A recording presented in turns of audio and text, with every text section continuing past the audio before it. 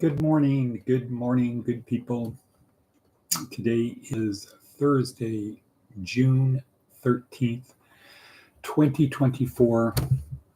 It is now about 3:30 in the morning, getting ready to drive to the airport in Las Vegas. It's about an hour and 3-minute ride at this time of the day, and that will increase to closer to an hour and a half.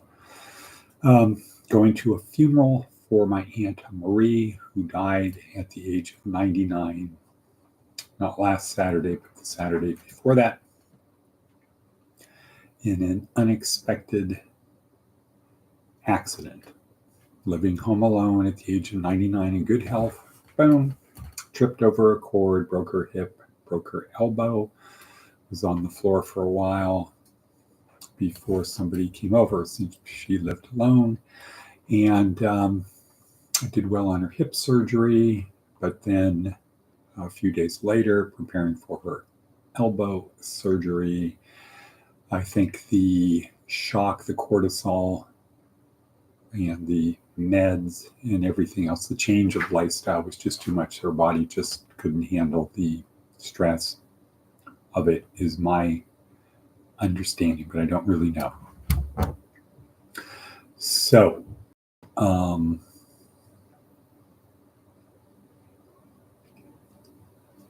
I'm on my way to Oakland today to the funeral service.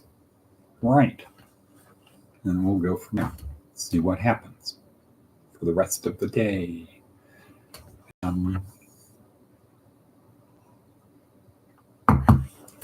Just going along for the ride. So,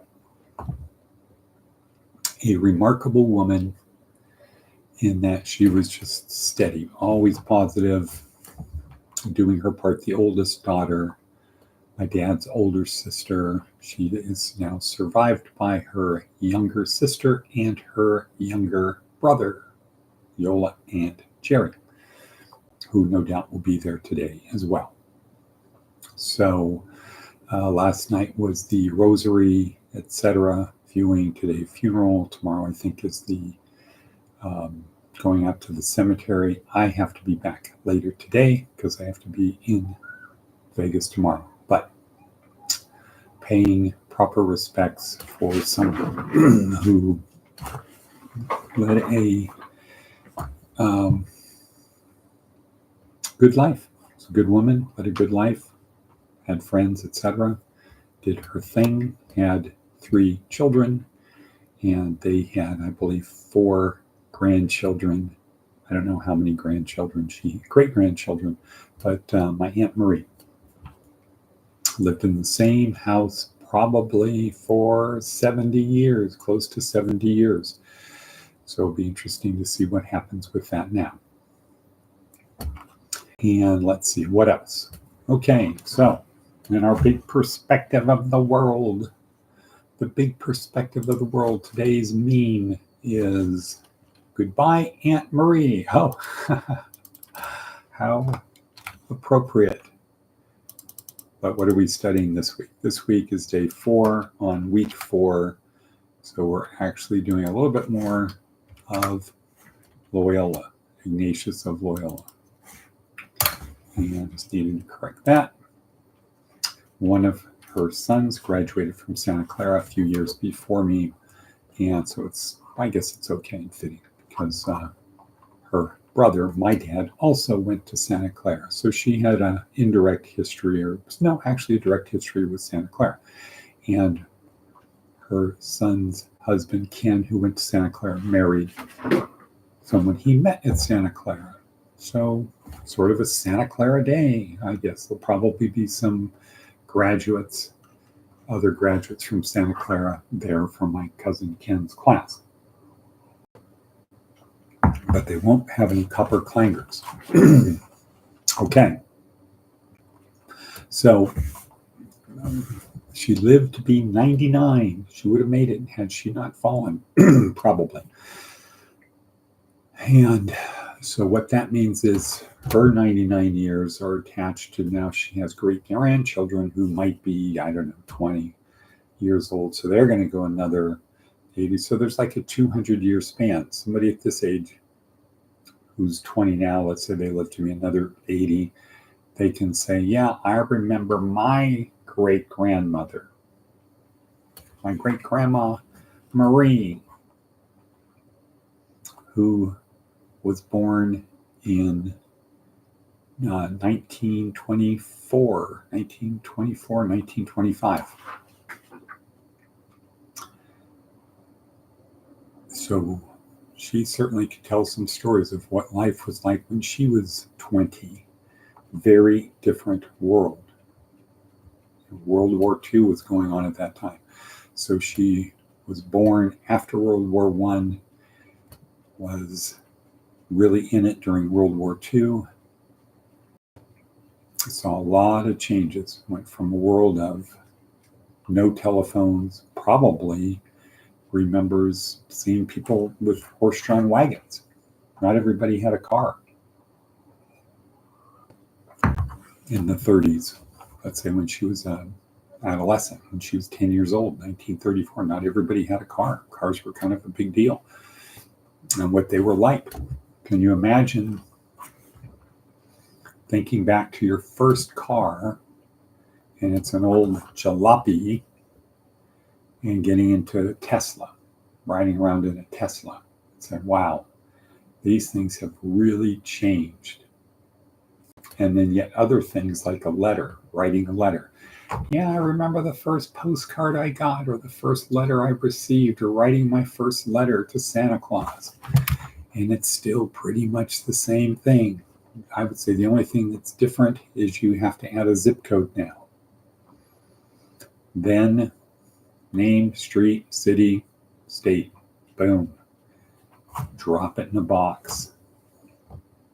And somebody brings it to a box on your house. That hasn't changed.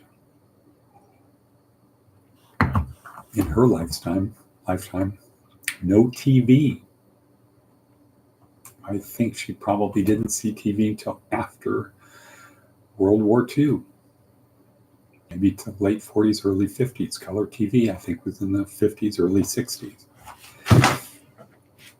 Probably remembered sitting around listening to the radio, sitting there with the family in the kitchen or in the living room, listening to the radio every night, family together type of thing. Exercise, what's that?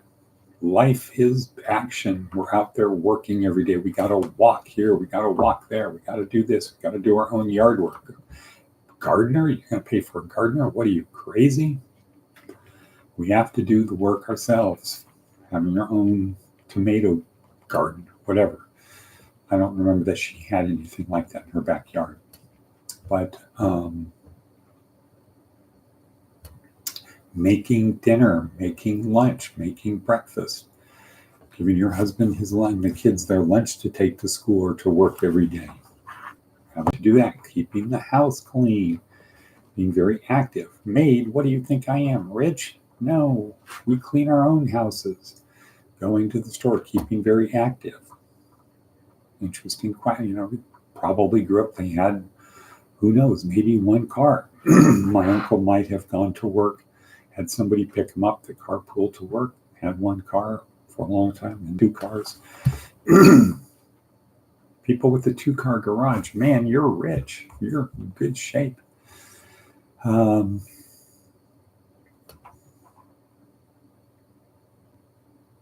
Yeah, a lot changed in that 100-year period. Now, if we could project that out to the next 100 years, what's it going to be like? And to say that the rate of change is ever increasing. So in her 100 years, life changed dramatically. No airplanes, few cars, telephone, probably not in the beginning, all the way to internet, Zoom, video calls, etc. So that's a huge change. And if the change is going to be even greater in the next 100 years, what could that possibly be like?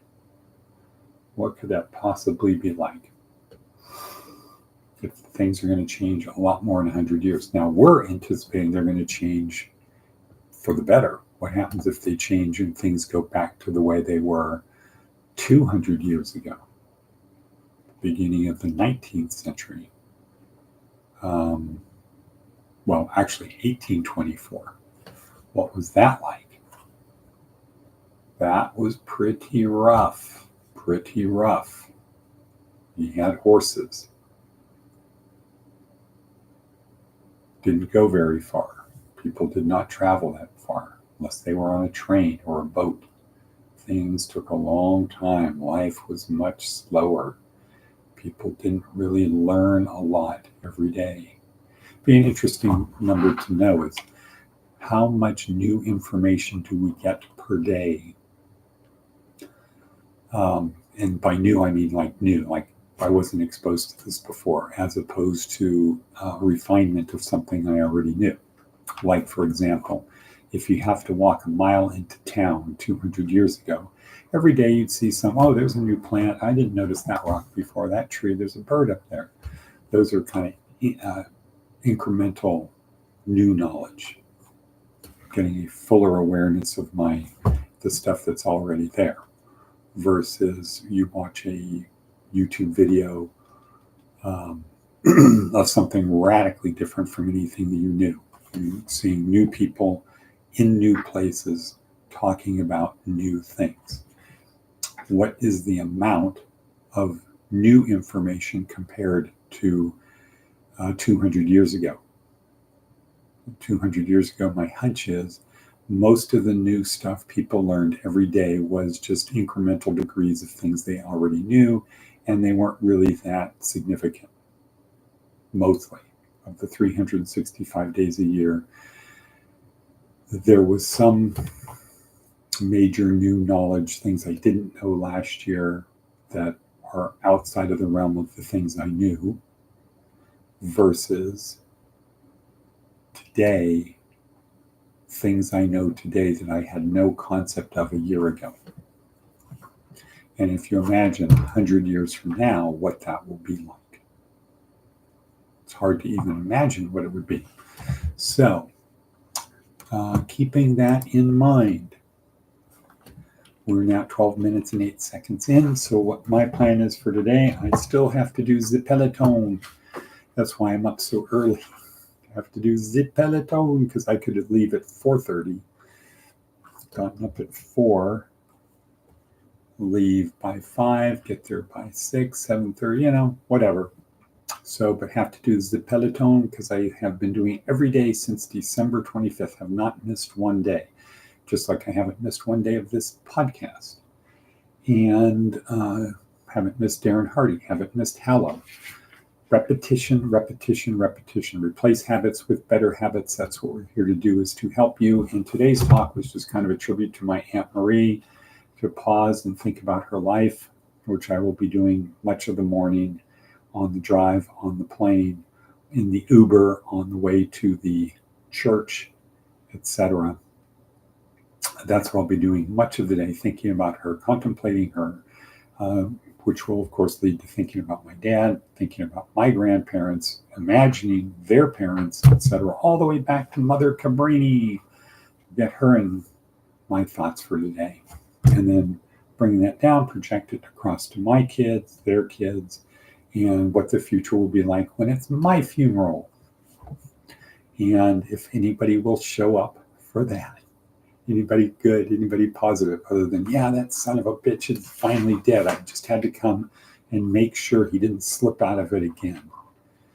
That it's not another story, that he's actually dead, or he's out of this place.